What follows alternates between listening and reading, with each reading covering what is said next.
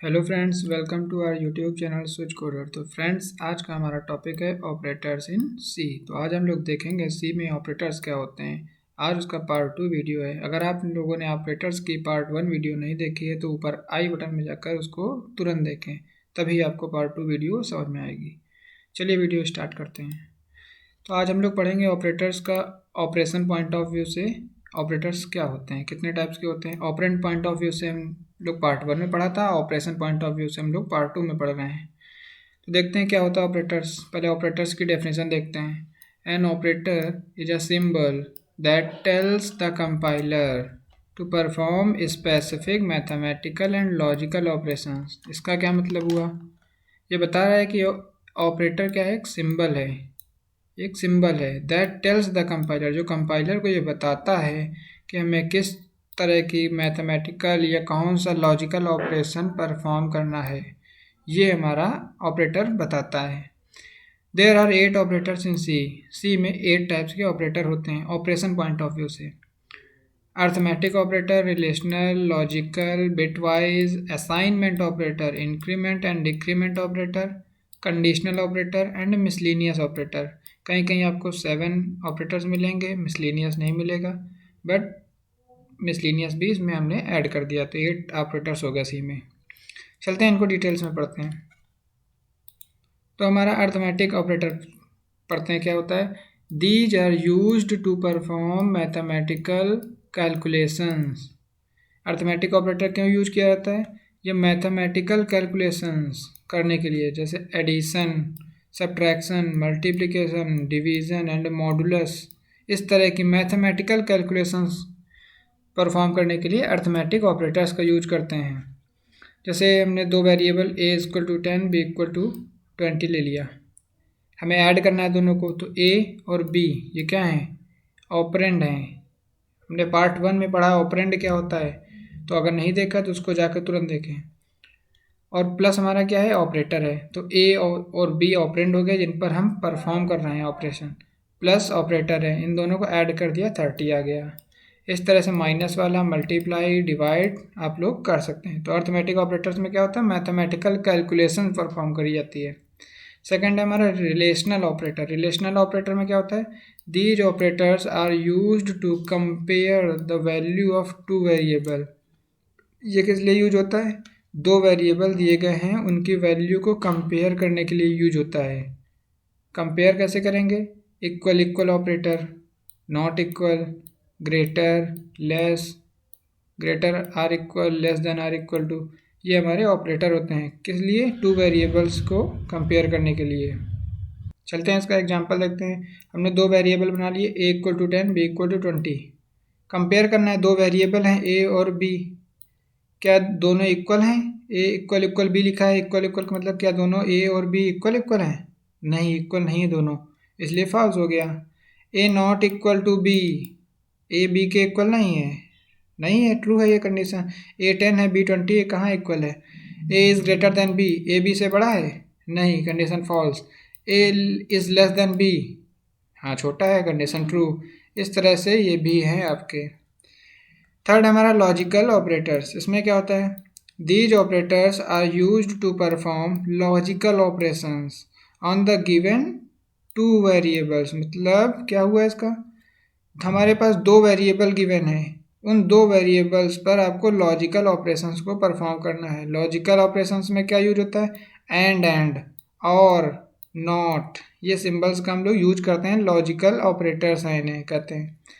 दो वेरिएबल हमने बनाया, A equal to 1 B equal to 0, A and B.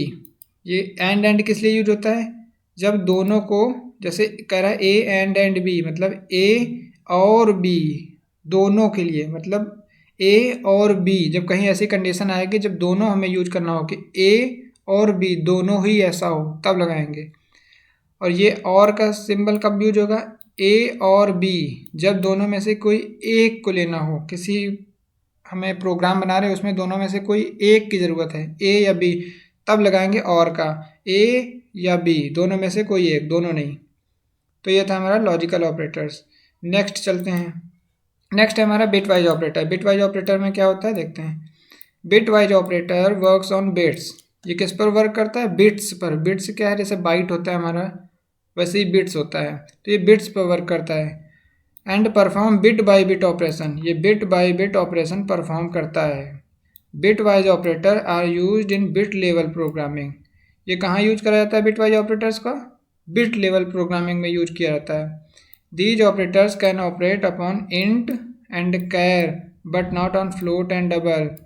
ये ऑपरेटर को ऑपरेट कर सकते हैं आप इंट या कैर के रूप में, बट फ्लोट और डबल नहीं यूज कर सकते आप बिटवाइज ऑपरेटर। तो अब चलते हैं इसके एग्जांपल देखते हैं। बिटवाइज एंड, ये एंड का सिंबल जैसे पीछे पड़ा है तो ये एंड हो गया। बिटवाइज और, बिटवाइज जॉर, ये जॉर का सिंबल है। लेफ्ट शिफ्ट, राइट शिफ्ट, ये बिटवाइज ऑपरेटर्स हैं।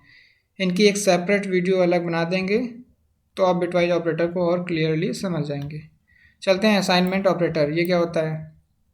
These operators are use to assign values for the variable. ये सिंपल सा है कि किसी वेरिएबल की वैल्यू को अगर हमें किसी दूसरे वेरिएबल में असाइन करना है, मतलब मान लीजिए दो वेरिएबल हैं ए और बी, तो ए की वैल्यू को अगर हमें बी में ट्रांसफ़र करनी है, मान लीजिए ए की वैल्यू है 10, बी की वैल्यू है 20, तो हमें ए की वैल्यू को बी में ट्रांसफ़र करना है, तो क्या करेंगे? असाइनमेंट ऑपरेटर का यूज करेंगे। तो ए की वैल्यू जो 10 थी अब बी में चली गई, तो बी की वैल्यू 20 ना रहकर अब 10 रहेगी। तो असाइनमेंट ऑपरेटर का यूज किस लिए होता है? वैल्यू को दूसरे वेरिएबल में असाइन करने के लिए। जैसे plus equal, minus equal, multiply equal, divide equal, modulus equal, ये क्या है? असाइनमेंट ऑपरेटर हैं। चलते हैं next, increment and decrement operator. ये क्या, नाम ही से पता चल रहा है वैल्यू को इंक्रीज करेगा और ये डिक्रीज करेगा। Increment operator is used to increase value. ये क्या करता है? वैल्यू को इंक्रीज करता है, किसके थ्रू? Plus plus operator.